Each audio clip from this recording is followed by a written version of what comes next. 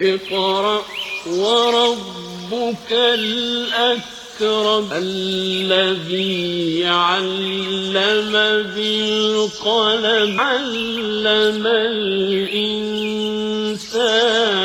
ما لم يعلم. فائنانس مالک نے قرض ادائیگی کی رسید مانگنے پر کیا حملہ، زخمی شخص اسپتال میں زیر علاج، پولیس تھانے میں معاملہ درج. مظفر نگر فسادات کے بعد 50,000 مسلمانوں نے نقل مکانی کی تھی، اویسی کا بی جے پی پر تیکھا حملہ. نتیش کا پی ایم مودی پر نشانہ، کہا صرف گھوم گھوم کر کی تقریریں، وعدہ بھی نہیں نبھایا.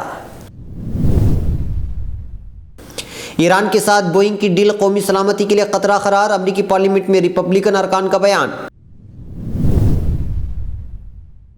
9/11 حملوں سے متعلق امریکہ نے کلین چٹ دی، اب رپورٹ بھی سامنے لائے، سعودی عرب کا مطالبہ. مرسی کو 5 مقدمات میں سزائے موت اور 85 سال قید، توہین عدالت کیس میں سزا کا فیصلہ آنا باقی.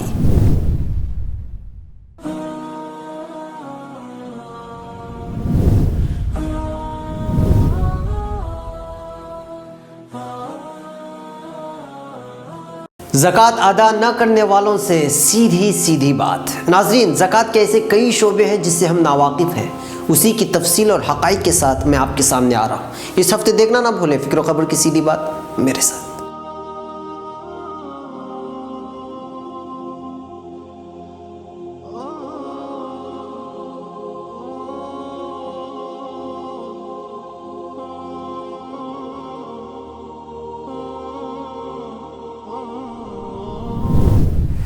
ناظرین، اب خبریں تفصیل سے. پتور، ایک فائنانس کارپوریشن کے مالک کی جانب سے قرض ادا کرنے آئے ایک شخص پر حملہ کر کے اسے زخمی کر دیے جانے کی واردات کڑپا نامی علاقے میں پیش آئی ہے.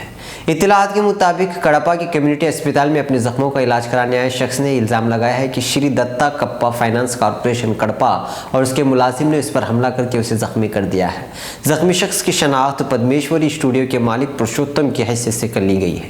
پولیس کے سامنے دیے گئے بیان میں پرشوتم نے کہا ہے کہ اس نے 6 ماہ قبل 30,000 روپے قرضہ لیا تھا. اس کے بعد سے وہ ہر ہفتہ 1,002 روپے سود ادا کر رہا ہے، لیکن اس رقم کی ادائیگی پر اسے کوئی رسید نہیں دی جا رہی. اس نے مزید کہا کہ سنیچر کے روز اس نے رقم ادا کی اور سید کے مطالبہ کرنے پر فائنانس کو کارپوریشن کا مالک آگ بگولا ہو گیا اور اپنے ایک ملازم کے ساتھ اس پر حملہ کر کے اسے زخمی کر دیا. اس واردات کے وقت دفتر کے باہر لوگ کثیر تعداد میں جمع ہوئے کڑپا پولیس کے سامنے اپنے غصے کا اظہار کیا. انہوں نے الزام لگایا ہے کہ اس فائنانس میں 1,000 روپے قرضہ ہر ہفتہ 40 روپے سود ادا کرنے پڑتے ہیں. کڑپا پولیس نے دونوں فریقوں کو پولیس تھانہ بلا کر تفصیلات معلوم کی اور معاملہ درج کر لیا گیا ہے. حیدرآباد، بی جے پی کے ذریعے کیرانہ سے ہندوؤں کی مبینہ نقل مکانی پر تیکھا رد عمل ظاہر کرتے ہوئے مجلس اتحاد المسلمین کے سربراہ اسد الدین اویسی نے کہا کہ سال 2013 کے مظفر نگر فسادات کے بعد 50,000 مسلمانوں نے نقل مکانی کی تھی. اویسی نے بی جے پی کو چیلنج کرتے ہوئے کہا کہ کیا وہ وہاں ایک حقائق جانچ ٹیم بھیجے گی جیسا کہ اس نے ہندوؤں کی مبینہ نقل مکانی کے معاملے پر کیرانہ بھیجی ہے. حیدرآباد سے ممبر پارلیمنٹ اویسی نے اتر پردیش کی کیرانہ سے مبینہ طور پر نقل مکانی کرنے والے 346 خاندانوں کی فہرست کو فرضی قرار دیا. انہوں نے کہا کہ اس معاملے پر ڈرامہ کرنا بی جے پی اور ایس پی دونوں کے مفادات کے عین موافق ہے. اویسی نے کہا کہ مظفر نگر فسادات کے بعد 50,000 سے زیادہ لوگوں نے اپنی اصل جگہ چھوڑ دی جہاں وہ نسلوں سے رہتے آ رہے تھے. انہوں نے اسے ملک کی آزادی کے بعد اقلیتوں کو اجتماعی طور پر ہٹانے کی سازش قرار دیا.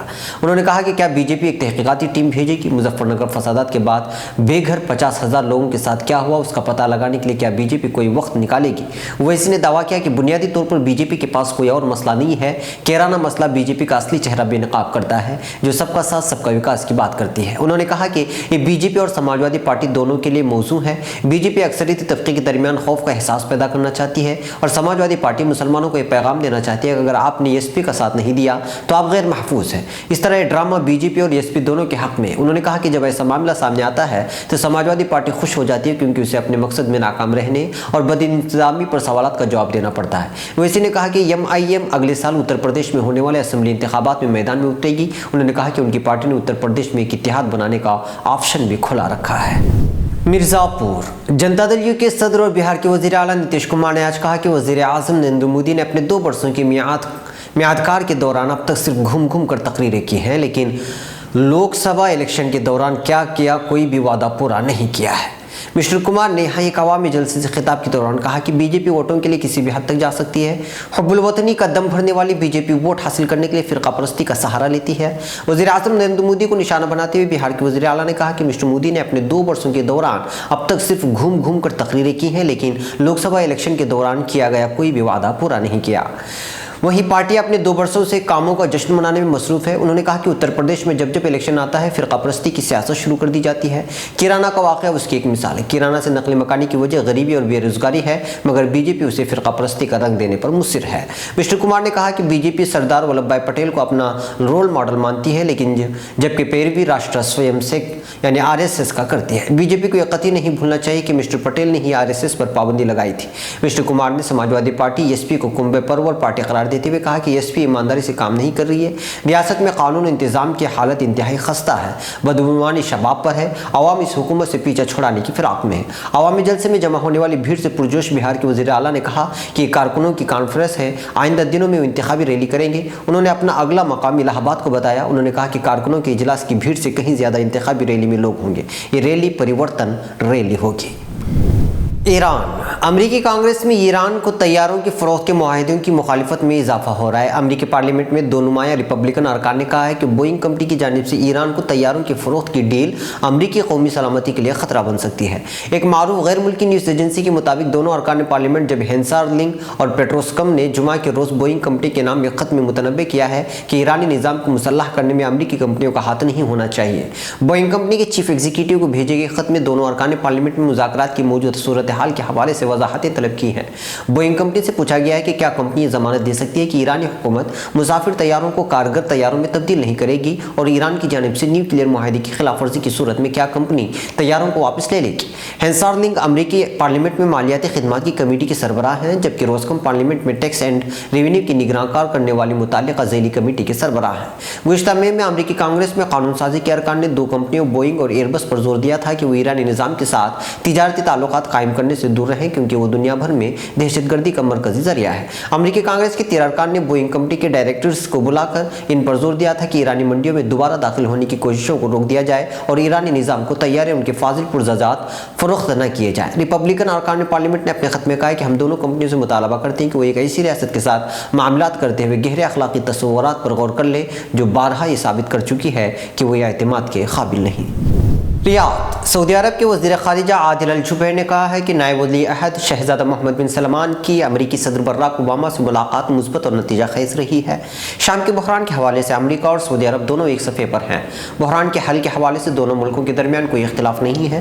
عرب ٹی وی کے مطابق گزشتہ روز پریس کانفرنس سے خطاب کرتے ہوئے سعودی وزیر خارجہ عادل الجبیر نے سعودی نائب ولی عہد نے صدر اوباما سے ملاقات میں اقتصادی ویژن 2030 کے بارے میں امریکی صدر کو آگاہ کیا۔ عادل الجبیر کا کہنا تھا کہ دونوں رہنماؤں کے درمیان ہونے والی ملاقات میں 2 طرفہ تصویراتی تعلقات اور باہمی تعاون کے فروغ پر تفصیلی بات چیت ہوئی۔ انہوں نے کہا کہ سعودی عرب نے واشنگٹن سے مطالبہ کیا ہے کہ وہ اس رپورٹ کو منظر عام پر لائے جس میں واضح کیا گیا ہے کہ سعودی عرب کا 9/11 کے حملوں سے کوئی تعلق نہیں اور نہ ہی ریاض نے القاعدہ اور داعش کی کسی موڑ پر مدد کی ہے۔ سعودی وزیر خارجہ کا کہنا تھا کہ ان کا ملک دہشت گردی کے خلاف ہر محاذ پر جنگ جاری رکھے گا اور اس کے لیے تمام وسائل بروئے کار لائے جائیں گے۔ متحدہ عرب امارات کی جانب سے یمن جنگ کے بارے میں سامنے آنے والے موقف کے حوالے سے پوچھے گئے سوال کے جواب میں سعودی وزیر خارجہ نے کہا کہ امارات عرب اتحاد کا حصہ ہے اور آئندہ بھی وہ اس کا حصہ رہے گا۔ متحدہ عرب امارات نے سعودی عرب کی قیادت میں یمن میں آئینی حکومت کی بحالی کے لیے کلیدی کردار ادا کیا ہے۔ دہشت گردی کے خلاف جنگ کے حوالے سے بھی امارات کے موقف میں کوئی تبدیلی نہیں آئی ہے۔ قاہرہ مصر کے معزول صدر محمد مرسی کو گزشتہ روز سنائے گئے ایک مقدمے میں عمر قید کی سزا کے بعد انہیں اب تک 5 مقدمات میں کل 85 سال قید اور سزائے موت کی سزائیں سنائی جا چکی ہیں۔ العربیہ کے مطابق 18 جون کو مصری جج محمد شیری فہمی کی قیادت میں قاہرہ کی ایک فوجداری عدالت نے معزول صدر کو عمر قید کی سزا کا حکم دیا۔ اس وقت وہ ایک مقدمے میں سزائے موت اور 4 میں مجموعی طور پر 85 سال قید کی سزا کا سامنا کر رہے ہیں۔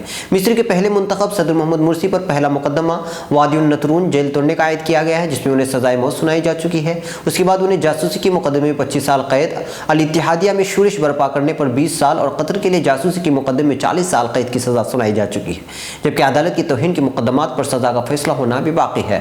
مصری عدالتوں کی جانب سے سنائی جانے والی سزائیں حتمی نہیں۔ ان تمام مقدمات میں انہیں نظر ثانی کی اپیل کا حق دیا گیا ہے۔ بعض مقدمات میں نظر ثانی کی اپیلوں کی سماعت بھی جاری ہے۔ ناظرین، یہ تھی فکر و خبر ویڈیو نیوز کی اہم ترین خبریں۔ مزید عالمی، خلیجی، ملکی اور مقامی خبروں کے لیے اسکرین پر دیے جا رہے ہمارے ویب سائٹس تک آنے کی زحمت فرمائیں۔ پھر ملاقات ہوگی۔ السلام علیکم ورحمۃ اللہ وبرکاتہ۔